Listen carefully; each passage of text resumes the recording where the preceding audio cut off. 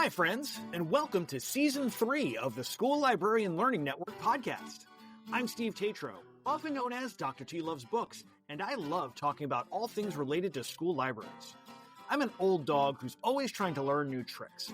That's why at each episode of the SLLN podcast, I'll chat with a school librarian about a lesson, program, or activity they love. Hopefully, this can be a place for school librarians to get ideas and find new ways to engage with their students and staff. Speaking of which, I'd love to hear about what you and your friends are doing in your school library.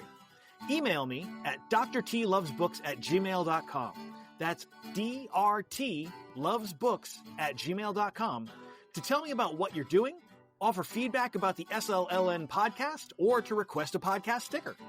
As Amy Herman likes to say, being a guest on a podcast is a great way to show your admins you are engaged in meaningful professional development and leadership in the profession.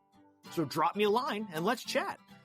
That being said, the opinions and ideas shared in this podcast by myself and my guests are our own and do not reflect those of our school districts. I just like to geek out about school libraries. So without further ado, let's get to this week's episode. Hey everybody, we are back, and I've got a guest that I think is the farthest away guest I've ever had, which is very exciting and fun. New friend of mine. Let me just go straight to Pamela. Welcome. Why don't you take a second to tell folks who you are and where you're at? Hey, Steve. Thanks so much for inviting me to do this. My name is Pamela Verfaillie, and I've been working at the high school in Valdez, Alaska. When I started in 2013, I actually started as classified staff, which is a paraprofessional working library, or the other way I like to think of it is I got put in a library with a lot of enthusiasm and no training at all. Alaska's different than a lot of states because we don't require certified librarians statewide, and some districts choose to have them and some don't. And unfortunately, more are not. But it looked like it was going to be a really fun job. I've always been passionate about education enrichment and done it as a volunteer. So they're like, hey, you can get paid for what you used to volunteer for. And that sounded pretty awesome to me. Right? So I went in, reached back to my, I'm going to say it, American government poli-sci major, and just started kind of making things up as I went along. I was researching and learning and trying to figure things out and working with teachers. And I ended up joining the State Library Association. I figured if I needed to figure out what was going on, maybe there were some other people who actually knew what they were doing that could help me. I got some great mentors, both from school libraries and from the public libraries who helped me out in a lot of different ways. And that was great. And so as I'm learning along, then it's like, I really should probably get some actual real training in this. I was like, I'm going to go get my master's degree. And so I started applying to schools. And I want to share this with people who maybe don't take the conventional path to get to school librarianship. I was turned down by 17 colleges and universities who were like, nope, that undergraduate degree that you got, your GPA in, are you ready for this? 1986 is going to prevent you from getting into grad school in 2018. I would say that maybe I had learned a lot having worked in libraries for 5 years and, raising 3 kids and all that. But they were like, no. So I was like, all right, well, maybe this isn't my path. And then I had a couple of friends. One of them is Katie Clark. She is a fantastic school librarian who works in the Matsu School District. And she was like, oh, you can do it, friend. She was such a cheerleader. She was so encouraging. And then there's Janet Madsen, who was a retired librarian. She used to work in Fairbanks, and she's down in Juneau. And she's just like, you have to do it. This is a requirement. You must make this happen. And with their support, I went back. I reached out to the University of Maine at Augusta, and they had a completely online and asynchronous program, 21 credits that allowed me to get a certificate in IL. Okay. And that was good. And that springboarded me within Alaska. Again, our Qualifications are a little bit different. So, but with that, I was able to get a Type C license in library services through the state, which was great, and it was exciting. And I got a 4.0, which is apparently better than the C plus that I got from Bates College in 1986. Bates College is hard, by the way. And then I was like, all right, and another year, and just that itch was still there. I still wanted to learn more. So I ended up applying to a couple of schools, and I got in right away at the University of Wisconsin in Milwaukee. And Congratulations. thank you. That was pretty exciting. They actually turned it around over Christmas vacation in like 5 days. Toby was Wow. great. Huh. Right? I was like, it was Christmas vacation. I'm like, I'm going to do this. I was in classes by the end of January, and they were fantastic. What a And great gift. it was. And they were like, welcome, we'd love to have you. And I was like, whoa, this is different. And again, online asynchronous, that Alaska thing can sometimes make, logging in on Zoom difficult Yeah, I imagine. with the time zones. And I did it. And I got my master's degree this past May. And so that's my, you had asked about the school library journey in the paperwork you sent me. And that is my super convoluted journey. It's amazing. And I think it speaks so much to how passionate you are about this field, because you're in a place that doesn't require you to do a lot of those things. And yet you took it upon yourself to go and do that. And I think that is an amazing testament to you. And man, how lucky are your students that you are a person who is willing to go through all those hoops in order to bring them the experience, the best experience you can bring them. That's really, kudos. Hats off to you on that. Well, thank you. But I would turn around and say hats off to the people who encouraged and supported me doing that. I think when we look at library association, state and national, Yeah. I had a YALSA mentorship. I had Carol Glott from Henrico County in Virginia was a mentor I had back in 2014. But I think any time in the school library profession that we can support and encourage people, no matter where they are on their school library journey, whether they're a teacher coming into the library, whether they're a library master's program graduate, whether they're a classified, or even sometimes a volunteer who's just trying to bring library services to students, anything we can do as a profession to promote that and support them and making them feel welcome and giving them tips and tricks. I think all of that just matters so much in today's world. Absolutely. And it can be, I know it can be very daunting to not have a state or a district or a state Department of Education that's sort of recognizing the value of what we do in different ways. And we had talked a little bit before we started recording about how there's sort of a cutback in a lot of places in requirements for educators generally, but school libraries specifically. Like a lot of places are starting to just cut them and say, what do we need that for? And that is such a backwards view of what a school library is and does and how incredibly important it is for students. It's so infuriating. And so I think you're absolutely right to say we really need to be coming together and working in whatever ways we can to support whatever kind of library services we can get our students. Because personally, I think now more than ever, we need school library programs. But that's a whole other kettle of fish. Well, it is. But I would also say when we're looking at advocacy for that, it's not always the state Board of Education, because a lot of times in Alaska, it was tied to a change in accreditation agencies and the accreditation requirements. So I think that's also something that we need to look at, because we can't just say the Department of Education or we can't just say a superintendent.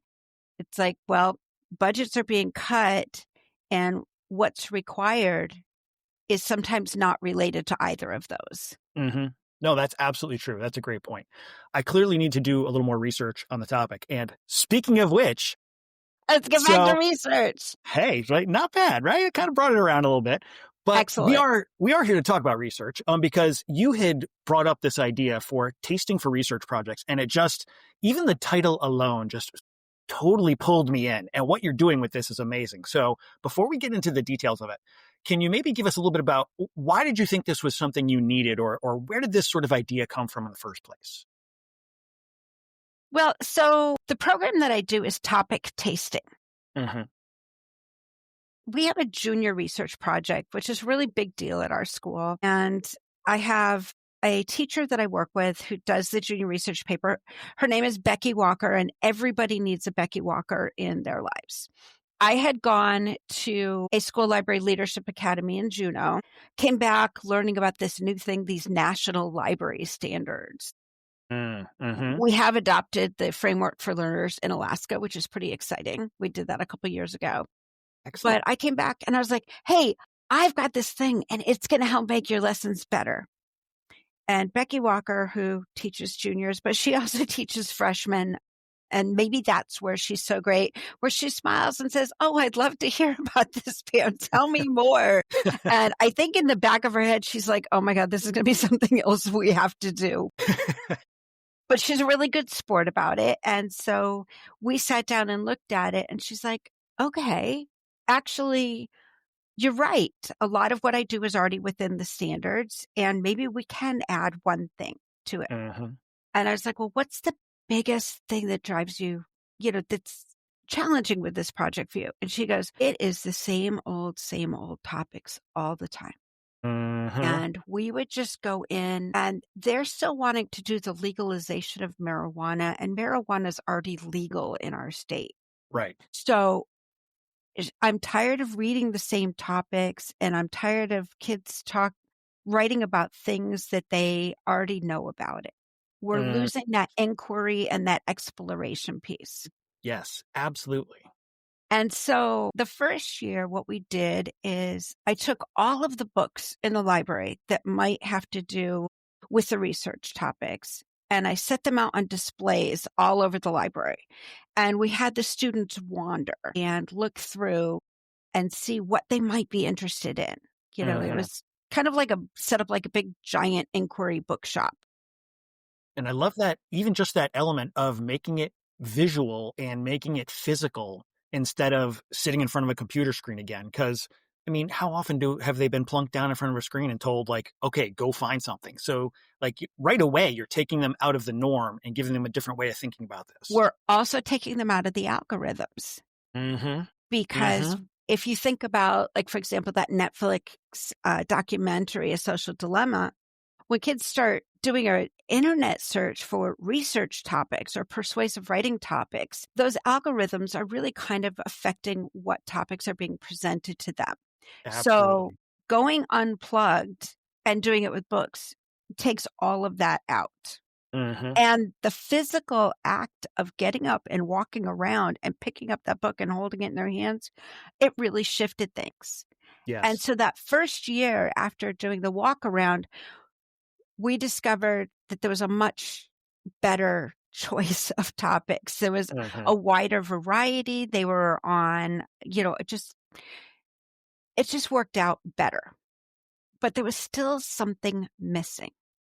They were still wandering, browsing. Some of the kids would just pick up a book that had a picture they liked on the cover that didn't even look at the topic. And they'd be like, all right, this is my topic. It's like, okay, we need to maybe just add a little structure to this. And then I was talking with my friend Katie that I mentioned earlier, the cheerleader. She's just fabulous. And she's like, I think Janelle Mackey at Houston High School does something like this. Side trip. This is actually where being in a state like Alaska is an advantage because although we're 2.5 times the size of Texas, we have fewer people than Rhode Island. So we have a community. So I reached out, hey, Janelle, what's going on? I'd met you at this conference. And by the way, I heard you're doing something with this. And she had a topic tasting. So think about like a book tasting that you do where you're trying different genres or styles of books. She was doing that with topics.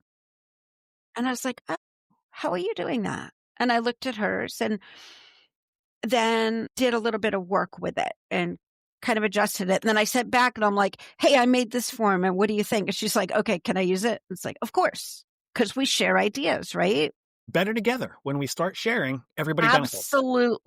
Absolutely. So we moved into the idea of this topic tasting, and it's completely unplugged. The first thing we would do before we even started is we would let the students know what type of assignment it is and what they need to do. I've made a flow chart for your topic selection, and it's like one of those yes, no, where if yes, go on to the next question. If no, keep calm and try again.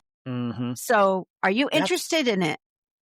That's something that I find, no, that's okay. It's just, I'm going to jump in and interrupt, and I apologize in advance for that because I am going to do it all the time because I get excited. But like, that is such an important and under recognized element of the research process, especially by students, that you're not going to get it the first time. And that's okay. Like it's not a demerit. It's nothing against you if you're not finding that thing instantly.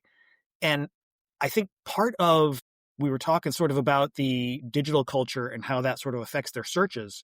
I think it also affects their ability to have that willingness to go beyond the first page of search results. You know, like if it's not the first thing that they see when they type in a search, it might as well not exist. And I feel like we've sort of lost some of that in moving away from physical matter and moving into digital matter, where they can kind of search and find instantly something that they might need, but it's not necessarily the thing they actually need.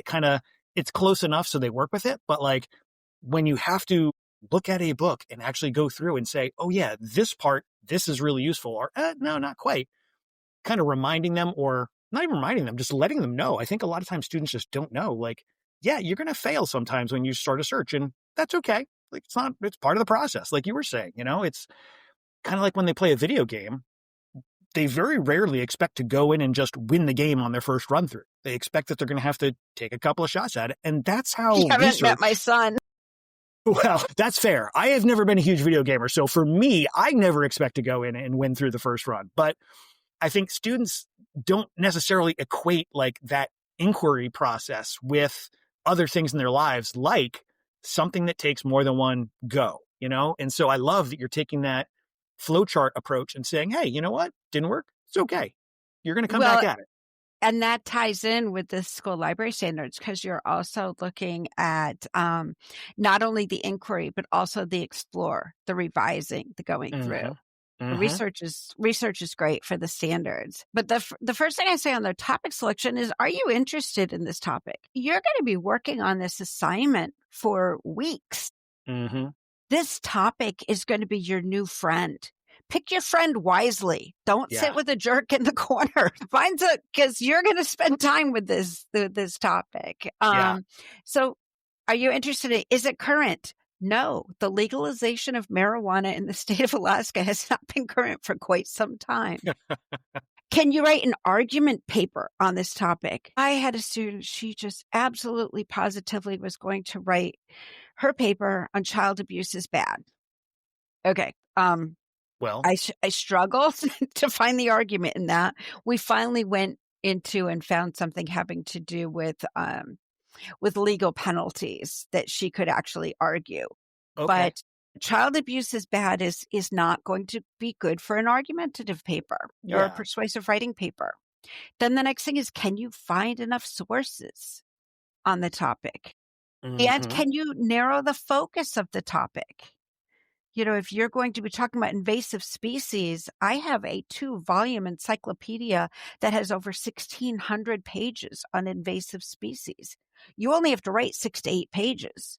So can you narrow the focus? And are you willing to do a presentation on this topic? Is this a topic that is so personal that you're not going to be able to get up and speak in front of the class? And it might be something you really want to learn about, but it might not be right for this paper if you're not going to be comfortable presenting. Interesting. And then our add-on was, have you written a paper on this before? Because there's a girl who managed to get like 4 papers on vaccines. And so we're like, how come Turnitin just keeps coming up with your work? So we had to do that. So we started them off prepping them with that. And then we let them know how the process was going to work. And what I would do to start with before they came into the room is I would set up 4 different areas in the library, and I would pull books and set them in the 4 different areas. And I rough sort the books. They do not go on the same tables every year. It kind of depends what I have. And okay, there's too many over there, too few over here. Maybe we're going to take the environment and move it in with medical. I would have, usually there's a table for like social issues. Mm-hmm. Sometimes legal is mixed in with social. It's like when you're genrifying your library, you're trying to figure out where the book goes. Uh-huh. I kind of do that, and we come up with 4 tables. Okay. And then they're required to fill out a form at each one of the tables after reviewing their books. But just like with the topic, like not knowing how to pick your topic, we also find at our school that sometimes students don't know how to approach a book to look and see if they're interested in it. So we take a couple of minutes and say, here, let's pick up this book. Let's look at it. What's the topic of the book? Maybe read the introduction. You're not going to sit down and read, a 200-page book, but maybe you're going to read the introduction. Open a random page and start reading. Skim the table of contents in the front. We remind them it's in the front. Skim the index in the back. Remind them it's in the index. And read picture captions, because that's something that's probably being pulled out. So, and they're going to have 15 minutes to look at, to kind of pick a book that they want to look at that might be interesting and to do this process. But we let them know, we don't assume they know how to approach the book. I think that's so important, because there's so many things I think we take for granted in education. And I think we take a lot of it for granted because that's how we learned. But it's so easy to forget that these students are not getting the same education we got. And especially, like, I don't want to get too deep in the weeds, but when you start looking at all the requirements and standards and, how No Child Left Behind impacted accountability, and like you start looking at how literally the foundations of education have changed. And so students are getting a different kind of education. And so often these things we take for granted have been left out. And I think that's one of the things, like just how to even look at a nonfiction book and sort of get a sense of what it's about and whether it's going to be interesting to you or not. So I love that you're taking the time to do that. It's so important, and it's something that's so easy to skip over and just assume that they're going to know. So I love that you're kind of digging into the specifics of that with them. I also have found that, and I'll just do a shout out that I have purchased many of the books from the issues or from the current events types books where they're pro-con books. And that also helps our students look and realize the 2 different sides of it. Yeah. And once we get into the digital world, I also have a database. We have a couple of databases that are opposing viewpoints or issues and controversies that really help them. That's what one side says. That's what the other side says. Because the idea of things being a theory and not being right and wrong can be really challenging also. Yeah. Yeah. That's a great point. That's interesting. I hadn't really thought about how that ties in, and what an interesting way to potentially sort of reach out to your science department to talk a little bit about, hey, look, we're talking about this in research specifically. Maybe we can sort of do some cross-curricular stuff to kind of get the students realizing, oh, this isn't just an English research thing. This is something that we need to think about more broadly. I'll mention my science teacher when we talk about books at the end. Okay. Because you're right. Absolutely. So once they have an idea of what they're going to be doing, I have a 15-minute timer that I put on a Google slide, and we send them off to a table, and they're required to fill out, they find their book, they flip through it, and then they have a topic tasting form, which is linked in the show notes, that you can use or change it, because I certainly changed the one that I got.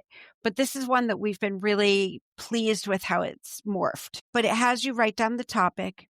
And the next thing is you have to write down 3 interesting facts about the topic. So we're going to start out with some basic fact collection. Then a perspective that can be argued for or against to get them going. And then we have them write down the book that can be used as a reference, or if there's more than one on the table, just so they can go back and find it. Yeah. Then We added, again, we keep adding. So we added the second year we did the topic tasting, we added 3 questions I have about the topic. We wanted to pull back into that inquiry. We don't want you writing a paper about something that you already know everything about. That's going to defeat the purpose of research, right? Yeah. Never. I am never happier than when a student says, I'm really interested in this, but I don't know what side I want to argue. Hallelujah. That is the best thing ever. Yes, I am so glad. I'm doing this because I'm interested in it and I really don't know how I feel about it. You have just become my student of the day because that just makes me so happy that that's what they're going to do. So we added the 3 questions I have about the topic. And then the next one that we added this past year was, why do I or why should you care about the topic? Why does it matter? Like, who cares? If you're going to do a persuasive writing and there's just like, who cares? Then what's the point? And then the final thing is I have smiley faces or frown faces. And how do I feel about this topic? Is it yay? Is it, yeah, okay. Or is it meh? Or is it no? And so you circle the face, the emoji face that kind of meets how you feel about this. Then that 15-minute timer goes off. You get up and you go to another table. Each table has forms that are printed on different color paper to make it easier for the teacher to make sure that they've gone to each of the tables. Nice. If you show up with 3 blue pieces of paper, then we know we need to send you back to get some more. And that just makes it easier to manage for the teacher. And then I'm going to jump to the side a little bit. And again, this is in the show notes, but I don't know if you're familiar with Marshall Ganz, but so Marshall Ganz from Harvard, and he kind of came up with the concept of a public narrative. And it was a strategy that Obama used to win his first election. And what he looks at is it's the story of self, the story of us, and the story of now. So the story of self is, why do I care about this? It is, what is my connection to this? And when did I begin to care? And why do I want other people to care? So it's that piece where you feel like you're ready to step up and make a difference about this. And then the story of us talks about shared values and experiences, making those connections, sharing our values, and then getting other people to make the change. And then that moves into the story of now, which is like, we need to take action. It is urgent. It matters. And why does it matter? So when we started adding that, why do I or why should you care about this topic, then that pulled into the public narrative, which gives a framework for when they are presenting to the class. Love that. And I love too that you've got those 3 questions what are 3 questions you have about this topic? Because I think it's so easy to kind of skip over that element of it. Like you're saying, they might just jump into something they already know. But I also love that when the students are turning this into the instructor, whether it's you or the English teacher, and you're able to look at those questions, what a great way to get a sense of how they're thinking about the topic and sort of where their interest in the topic lies, so that even if that isn't the topic for them, maybe it helps you give them some guidance into other topics or other areas that might generate some more interest for them, or even just helping them figure out where to go looking for stuff. Like, that's a great 100%. Yeah. That is absolutely. And we talk about inquiry, and as school librarians, we know that inquiry has a lot to do with curiosity. But sometimes people think of inquiry as looking stuff up, inquiring for the answer. Yep. And this does help bring that curiosity factor back in. Right. But yes, it absolutely helps us guide and develop what's going on there for sure. And I mean, I can also see it being a good gauge of how well the student is sort of understanding the topic. If their questions are very surface level questions, then okay, maybe that wasn't the topic for them, or they need to dig further into it, and gives you sort of the opportunity to maybe either loop them back through that topic or kind of talk to them about, okay, we need to go a little further beyond, the name of the person that came up with this idea in the first place. Like, it's got to be a little more in depth than that. So, Yeah, absolutely. it's a great sort of a formative assessment almost. Yes, it's not like a formative assessment. It actually True. is. It actually is one.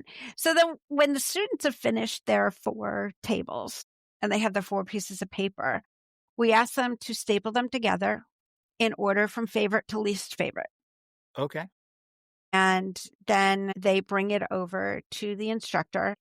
Mrs. Walker is the one who is actually approving the topics, but I'm usually working around the room and helping them with these questions and helping them kind of develop and have them talk about it so that when they're ready, when they get to her. And so she will go through and then she will spend that in-depth time that you're talking about just with them on their favorite topic, because there's no need to go through on the ones that they don't care about. Right. Absolutely. And I love that you might be circulating and sort of striking up conversations with them and giving them that chance to sort of pre-plan or practice that interaction, because so often I think it's so easy for students to just feel kind of put on the spot and maybe have some performance anxiety when they're going to talk to an instructor about a topic. And so having sort of given them that practice or that, almost a preview of here's, sort of how you might go about this, is such a valuable experience for them to be able to sort of mine that and know as they're going in and have that extra confidence to talk about the topic that they want to discuss. Yes. That's And a I great would say layer. that's Boy. probably going to be more important at a bigger school than at mine. We only have about 150 students. So we have really the privilege of developing deeper relationships with our students. So Gotcha. a lot of times when I'm working with them, it's making sure that they know what they're saying. It's a little bit more content based, Okay. but again, different things are going to fit differently at different schools, which is Absolutely. why, my friend Janelle, who does this, she doesn't have as much time with each of her students, I don't believe. And so hers is kind of a more cursory, where ours is more in depth, and we spend a couple days on it. And that's just going to kind of depend on how it works for your school and your situation. Absolutely. Yeah. I mean, and that's one of the things I love about having these conversations with folks is that even if I had a conversation, if I got Janelle on the line and she and I started talking about how she does this, even though it's the same basic lesson, you're both going to have very different ways of approaching it. And you're going to have your own twists and tweaks. And for some folks, that one's going to work better than the other. And it's always just such a great learning opportunity to see like, oh, here's how I'm doing this. So sorry, didn't mean to get off track there, but No, that's one of the things that's I love okay. about these conversations. But I think that's important in even like podcasts like you're doing, is because you could take an idea and say, oh, I don't know that that's going to work exactly for me. But wow, that sparks something. And even every single year we've done the topic tasting, we've developed it just a little bit more. We added one more thing. Although I Right. think we really like last year's, we're going to use it again this year. I think Yeah, we you may get to have that. finally got it with what works for us at our school. Well, and that's it. Like you're saying, it's what works for you at your school, and you've kind of been able to over time find that formula that is Yes. the formula that works. And in the future, is it going to change? Probably, but like you've now got sort of that base to work from, which is awesome. Yeah. We have found this is really successful because in most cases at the end of the class period, or usually it's done over 2 periods, but at the end of the second class period, we've found so much more variety in the topics because she doesn't let the students in one class repeat the topics. We rarely have to tell somebody to go back and pick something different. And then if there are students that were unable to come up with a topic during that period of time, something just didn't hit, then those are the students that I will work with afterwards. I will find time, Gotcha. or I will try to find them if it looks like they're floundering during the period. So while she's checking off topics, I'll be like, okay, you didn't find something. Let's go through. Tell me what you're interested in. It's sort of like when somebody's like, I'm looking for a book. And I was like, well, what are you interested in? And they're like, well, I don't like to read. I'm like, I didn't ask you what you like to read. I asked you what you're interested in. And then we can do that with the topics too, because truly nobody wants to spend 2 months working on a research project that they're not interested in. No, definitely not. I love that there's all these parallels from the fiction side of things to the nonfiction side of things, that you might do a reader's advisory for fiction. You might do a topic advisory for research. You're doing a book tasting for fiction, but you're doing a topic tasting for nonfiction. And like, even just the title topic tasting, like, it had never occurred to me, like, oh yeah, why wouldn't you do a topic tasting just like you do a book tasting? And it was just, of course, this is the thing, but it never would have occurred to me if you hadn't shared that. So I love that that's, just you're making these connections and you're helping me see things from a very different perspective, which I love. Absolutely love it. And my favorite thing for all of this is that my English teacher said that she used to dread the junior research project, and now she looks forward to it. Nice. And that has all come from her being open-minded to me, even before I was a certified librarian, her being open to working with me, and together we have just built something that has just really become fun. Yeah.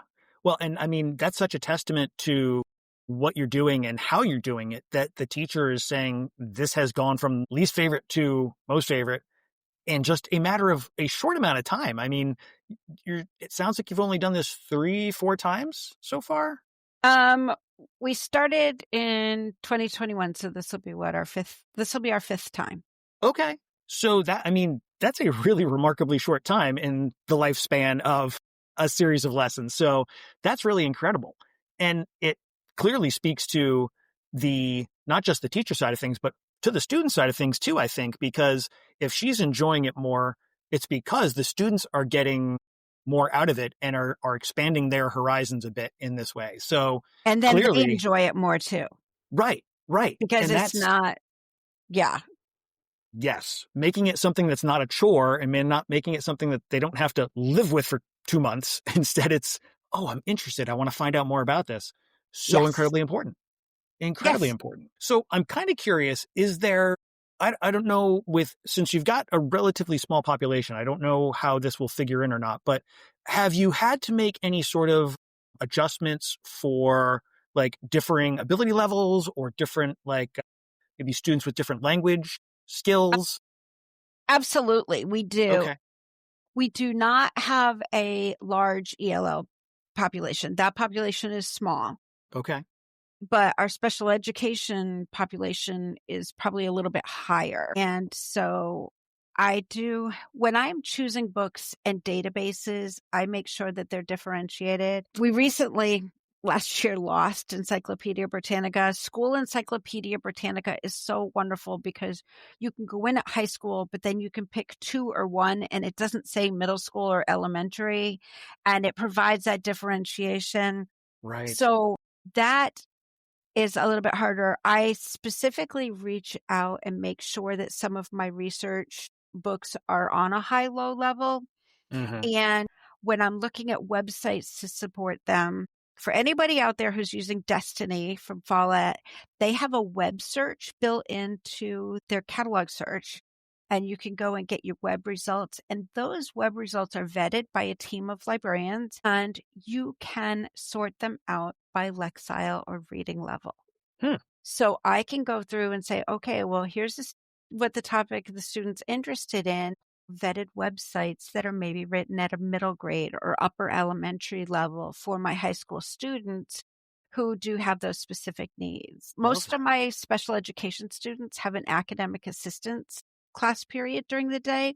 Okay. And I will often work with them one-on-one to help them with finding their sources. And, sometimes we print them out and use highlighters to find our facts out of there and work with, the text markup is such a great way of doing it, where we could just star things and highlight things and find what they need. And then that helps them with organizing their facts to get ready for their outline. Nice. So, I mean, it sounds like you're hitting so many different levels of research and ability and skill, and helping the students build both foundational skills in terms of just assessing materials and figuring out what a material says, as well as engaging them in that inquiry lesson that's going to hit home for them, which is, I mean, when you can start marrying those things together, the foundational skills and the interest, and just get the students to see that those things are not completely separate things, because Right. sometimes it feels like they can be. That's the mark in my mind of a great lesson. So I love that that's going on. Yeah. And I'm fortunate to have a teacher that's willing to collaborate. And, you know, in high school, we don't have library classes. So if my teachers don't want to collaborate, I don't always have access to those teachers. So I think those relationships, especially at the secondary level with your teachers, they just matter so much. Absolutely. Oh, could not agree more. Absolutely. So if there was somebody who wanted to try this for the first time, they're hearing this, they're like, yes, absolutely, I need to be in on this. Do you have any tips or suggestions for things they might want to think about as they're getting ready to try this out for the first time? Well, I did put a PDF that will kind of give you the overview of what you need to do. Mm-hmm. But I would also say that we have sometimes had to think about what topics we want to put out there. You know, you might want to think, there was a little bit of question a few years ago where they had put something in that said all health presentations had to be done by somebody who was approved by the school board. And some of the controversial topics might be about health procedures. And so until we kind of sorted that out, we had to make sure that we just kind of pulled some of the books that were like, we're not quite sure how this fits in, because it's not in a health education class. It's not under the supervision of a health teacher or somebody who is approved to do that. And there may be other things in your community that you might want to be aware of when you're creating those.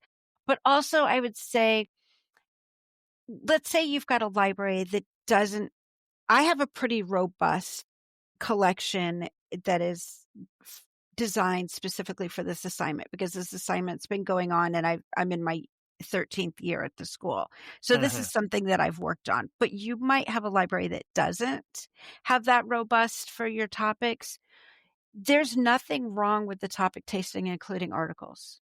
You can certainly go to your databases and pull articles to increase the variety of topics that you have, and just put those out as well. There's nothing that says it has to be books, but I do recommend going unplugged for this. It has just, there was one year that the teacher was absent and the substitute allowed them to go in on databases to pick their topics. And it was obvious, immediately obvious, the difference, because everybody was going to the ones that were on the front page and what have you.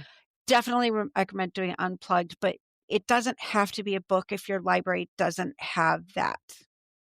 I love that idea too, of just sometimes we've got so many electronic resources that we rely on so heavily, but there's nothing saying you can't print part of them out or all of them out and have them as, like you're saying, a physical element that the students are going to interact with. Because even just any kind of interaction you're doing with a text physically is going to hit differently than when you're doing it on a screen. Yes.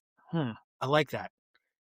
Now you got me thinking about a project that my history teachers have coming up. I might have to talk to them a little bit about. Okay. I love this. So, yeah, I mean, the getting up, and don't have them do that just at their seat. The getting up and moving from table to table and moving around, and that physical break between one topic and the other. It's kind of like a stretch break or whatever. That really matters more than you think it would. Yeah. Oh, I bet. Because, I mean, some of our students need to just be moving. That moving just kind of signals to your brain, okay, I'm stopping this and starting something new. Absolutely. Yeah, so many reasons that we want to incorporate movement into what we're doing. Man, so many elements here that I am just sort of like, wow, yeah, that's just so clever, so obvious if you think about it, and haven't thought about it. And I'm so glad that you're pointing them out, because just incredibly important when we're thinking about how we're helping our students engage with inquiry. Boy. Well, thank you so much. Yeah. Well, okay. So I think we are at the point we're going to take our 90-degree turn and go into our book break. Book break. Squiddy. We love books. So you can share any kind of book you want, personal, professional, something for the students, something for yourself, whatever it is. What's something you think people should have on their book radar? Okay. So right now, and my books, honestly, are often audiobooks. Okay. That's great. So I do lots of audiobooks. I love audiobooks. Right now, I'm listening to Monica Guzman's I Never Thought of It That Way. Okay. which is so interesting in terms of pairing it with topic tasting, because this book is about listening and understanding the other person's perspective, but not necessarily trying to convince them to agree with you. Okay. And I am really loving that. She's a liberal. Her parents are conservatives. And she starts the book out, talking about how those conversations were going at home, and has really built it into something else. And I think we need to do more of that, of just listening and understanding that somebody else might look at something differently, and it doesn't make one of us wrong. Mm-hmm. But understanding other people's perspectives, I think, really matters. Yeah. So that one I'm really enjoying. Man, is that nonfiction? Yes. Okay. That's going to be a nonfiction book. And Gotcha. she actually has I believe she's got a nonprofit foundation that goes with this too. She's in the Seattle area, I believe. Oh, okay. But yeah, Monica Guzman, I never thought of it that way. That was all. My mother actually recommended it. She will be pleased to know she recommended it. And a friend of mine recommended it to me. It was a whole school read at a school in New England, that they were doing. I believe it was Mount Holyoke College was doing that as their whole school read. But it's just really nice way to just realize, okay, I didn't think of it that way. Huh. Yeah. Just understanding that there are different ways of looking at things. So that I'm kind of halfway through, so I can't tell you like how it all ends up because I don't know yet, but I am really enjoying that. Awesome. The next one I want to point out is a middle grade novel in verse. Okay. I love novels and verses. If you have not seen Jason Reynolds, he's got a little thing he did on PBS at just a few minutes talking about the right type of book, and about sometimes for books are intimidating because of the number of words on the page. And sometimes that white space on the page can just make it so much easier. Love novels and verse. Love Jason Reynolds. This one that I'm going to talk about, though, is by Rebecca Lowell, and it is called The Road to After. I've been on the board for the Copper River Basin Child Advocacy Center since 2016. They deal with child abuse and child sexual assault, which our numbers in Alaska are horrifying. But The Road to After is a novel in verse. The protagonist is an 11-year-old child. It is not super graphic, and she was not sexually assaulted, just so the triggers are not there, but she was in a controlling environment, and it talks about getting out of that. It talks about art therapy, and I love the way it normalizes the concept of therapy for children. And it's just kind of part of it. And then there's a hopeful ending. And I think it's a beautiful book that everybody should have a chance to read. Okay. It's a novel in verse. Again, it can be a very short book, but the pieces and the perspective I really enjoyed the writing in it, and you could really see the fear and the thoughts, and then going through, and just like I said, that art therapy piece I think is great. I think there's so much that people can do that way. Absolutely. So I would strongly recommend that people take a look at that, as just to kind of get it. Absolutely. And the last one that I finished recently was, again, a nonfiction book by Candace Fleming. If you don't read Candace Fleming, you should be reading Candace Fleming. I have read her The Family Romanov. Loved it. Yes. Absolutely loved it. Yep. And there's the Enigma Girls. Yes. Her research and everything else. She spoke at the Alaska Library Association conference a couple of years ago. Nice. Got to have dinner with her. It was great. Ooh, very nice. I know, right? Right place in the right time. But I most recently listened to Death in the Jungle, which is about Jonestown. The reason this book came across my desk is that one of my science teachers has decided our students don't read enough, and she wants them to read. And she is pushing them to be reading things that have to do with either science. She does some forensic science, biology, and she comes through and she's like, "You need this book." And I'm like, "Yes, ma'am." Okay, I'm at the point now where I know if Kate Eisen says I need a book, I need that book.